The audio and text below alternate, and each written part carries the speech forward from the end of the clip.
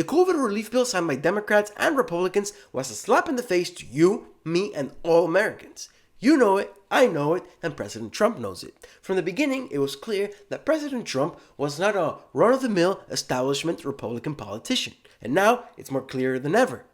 The speech he gave yesterday was fantastic, dry, straight to the point, but will it change things? If you haven't seen the video, worry not. I'm going to show you the most crucial parts, and of course, I'll break it down with you. So, let's get started. This summer, Democrats cruelly blocked COVID relief legislation in an effort to advance their extreme left-wing agenda and influence the election. This is true. The White House and the Republicans in the Mnuchin offered Pelosi $1.3 trillion, and Pelosi said, that's not enough. So now we get $900 billion. Nice. Then, a few months ago, Congress started negotiations on a new package to get urgently needed help to the American people. It's taken forever. However, the bill they are now planning to send back to my desk is much different than anticipated. It really is a disgrace. Indeed. For example, among the more than 5,000 pages in this bill, which nobody in Congress has read because of its length and complexity. AOC, for example, complained, I don't have time to read this. But then she voted for it because It's called the COVID relief bill, but it has almost nothing to do with COVID.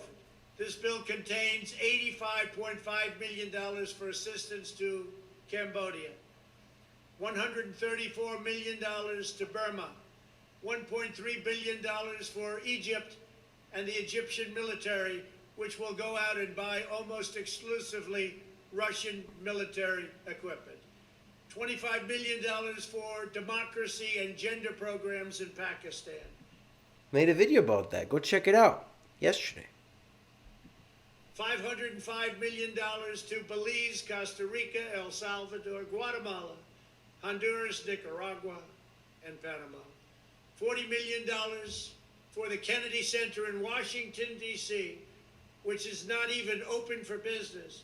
$1 billion for the Smithsonian, and an additional $154 million for the National Gallery of Art.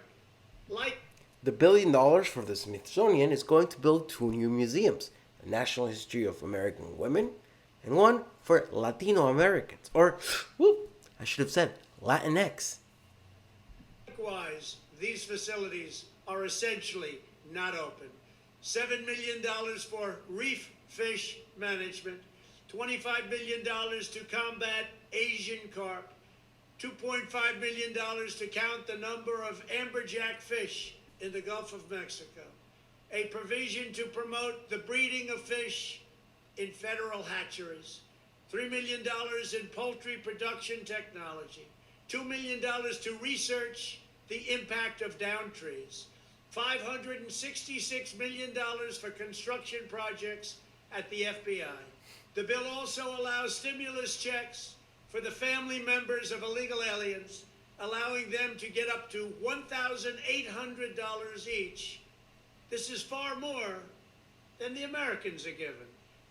Despite all of this wasteful spending and much more, the $900 billion package provides hardworking taxpayers with only $600 each in relief payments, and not enough money is given to small businesses. How crazy is that? $1 billion to Egypt, $100 million to Burma, $10 million for Pakistani gender programs, $600 for Joe. And in particular, restaurants whose owners have suffered so grievously, they were only given a deduction for others to use in business their restaurant for 2 years. This 2-year period must be withdrawn, which will allow the owners to obtain financing and get their restaurants back in condition. Congress can terminate it at a much later date, but 2 years is not acceptable. It's not enough.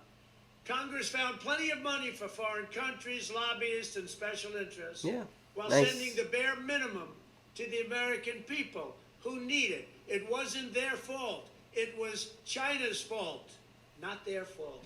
and the government's fault for shutting everything down. Thankfully, I live in Florida. Restaurants are mostly open. But I've had friends that travel and come back and they're shocked to see things are closed down. We're doing this to ourselves. I am asking Congress to amend this bill and increase the ridiculously low $600 to $2,000 or $4,000 for a couple. I'm also asking Congress to immediately get rid of the wasteful and unnecessary items from this legislation and to send me a suitable bill, or else the next administration will have to deliver a COVID relief package, and maybe that administration will be me, and we will get it done. Thank you very much. He couldn't help himself there, huh? What do you think of the speech? Comment down below. I thought it was fantastic, and I also thought it was great because I had the following tweet in mind. The year was 2014. Obama was president. I was in college and working as a locksmith. Venezuela was tearing apart. Russia was invading Ukraine. And Donald Trump sent this tweet. I hope we never find life on another planet because there's no doubt that the United States government will start sending them money. Spot on. Spot on, man. Following Trump's speech, Alexandria Ocasio-Cortez and another member of the squad, Rashida Tlaib, said, "We already have an amendment for $2,000 checks ready." Here's the tweet. "Me and AOC have the amendment ready. Send the bill back and we will put in the $2,000 we've been fighting for that your party has been blocking.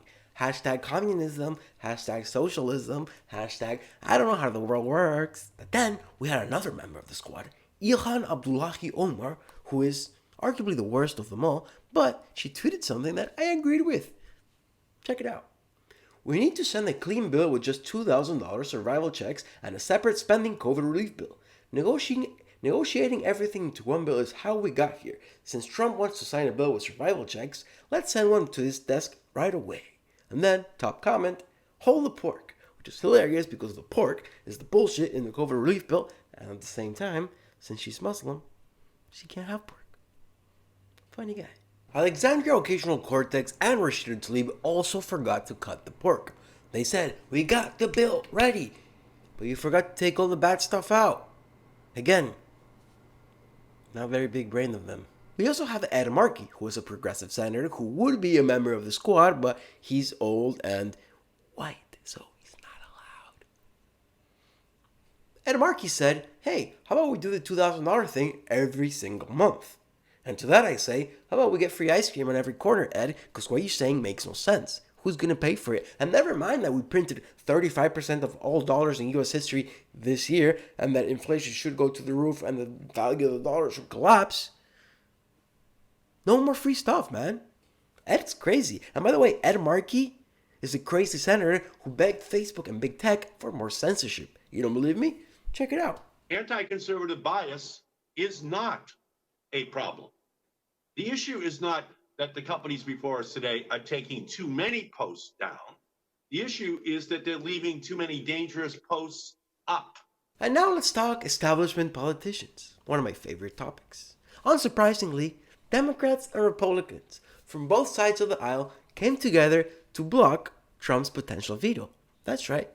Chuck Schumer, Mitch McConnell, enemies, came together to block potential veto. These people only come together to fuck you. Are your eyes open yet? Huh? Vote them all out. And then you have Amy Klobuchar going on MSNBC, hashtag Russian misinformation, saying that raising the stimulus check to $2,000 per American would be an insult to Americans. I don't get it. Here's the clip, and then tell me what you think. I wonder just what you make of this very last-minute scramble of what we thought was going to proceed here with this relief bill. I kept thinking tonight, well, these pardons are an attack on our very democracy. This is an attack on every American. What planet is she living on? Comment down below. Also hidden in the 5,000-page bill is an amendment to the Insurrection Act. That's right. Very nice. Tucked and hidden. The amendment says that the president is going to need to get certification from Congress in order to deploy active troops to quash civil unrest or riots. That's right. More power to Congress. Nice. Republicans and Democrats, They all need to be voted out. In 6 years, I don't want to see anybody in Congress that's in Congress now. They need to be wiped clean. I hope you liked the video. If you did, hit the like button, subscribe, share. Thank you for watching. See you next time.